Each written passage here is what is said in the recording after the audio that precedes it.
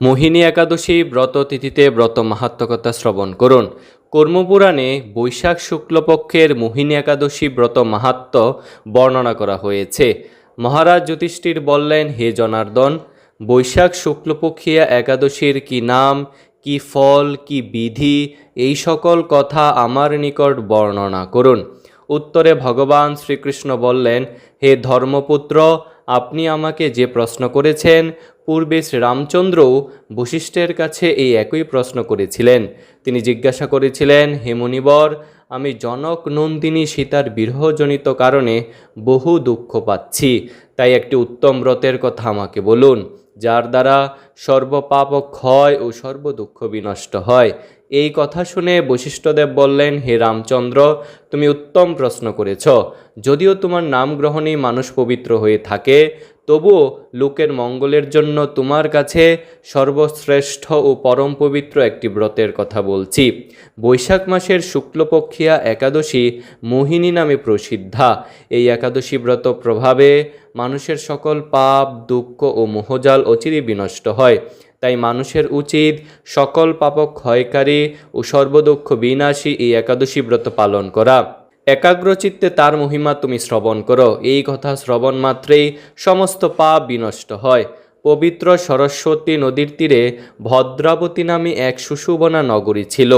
চন্দ্রবংশজা ধৃতিমান নামে এক রাজা সেখানে রাজত্ব করতেন।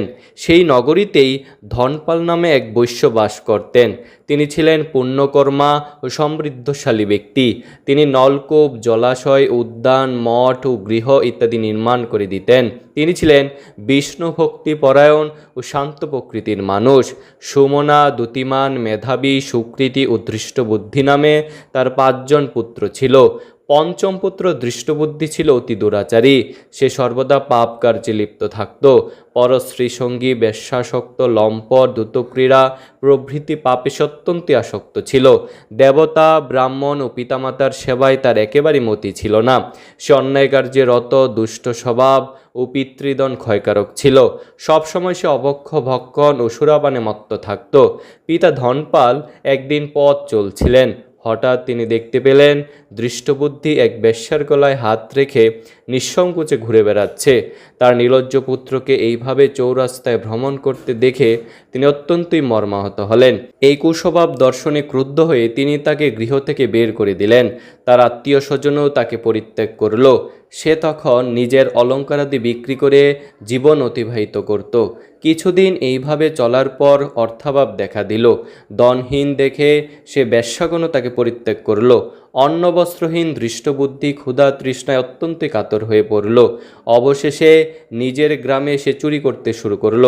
একদিন রাজপ্রহরী তাকে ধরে বন্দি করল, কিন্তু পিতার সম্মানার্থে তাকে মুক্তি করে দিল। এইভাবে বার কয়েক সে ধরা পড়ল ও ছাড়া পেল, কিন্তু তবুও সে চুরি করা বন্ধ করল না। তখন রাজা তাকে কারাগারে বদ্ধ করে রাখলেন। বিচারে সে কষাঘাত দণ্ডভোগ করল। কারাভোগের পর অনন্য উপায়ে দৃষ্টবুদ্ধি বনে প্রবেশ করল। সেখানে সে পশু পাখি বধ করে তাদের মাংস ভক্ষণ করে অতি দুঃখে পাপময় জীবনযাপন করতে লাগলো। দুষ্কর্মের ফলে কেউ কখনো সুখী হতে পারে না। তাই সেই দৃষ্টবুদ্ধি দিবারাত্রি দুঃখ সুখে জর্জরিত হলো। এইভাবে অনেক দিন অতিবাহিত হলো। কোনো পুণ্যফলে সহসা একদিন সেই কৌণ্ডিন্য ঋষির আশ্রমে উপস্থিত হলো। বৈশাখ মাসে ঋষিবর গঙ্গা স্নান করে আশ্রমের দিকে প্রত্যাবর্তন করছিলেন। শোকাকুল দৃষ্টবুদ্ধি তার সম্মুখে উপস্থিত হলো। ঘটনাক্রমে ঋষির বস্ত্র হতে এক বিন্দু জল তার গায়ে পড়ল। সেই জলস্পর্শে তার সমস্ত পাপ দূর হলো। হঠাৎ তার শুভবুদ্ধির উদয় হলো।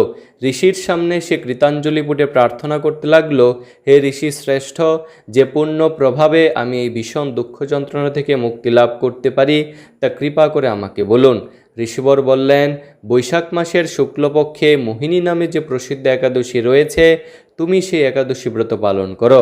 এই একাদশী ব্রতের ফলে মানুষের বহু জন্ম অর্জিত পর্বত পরিমাণ পাপরাশিও ক্ষয় হয়ে থাকে।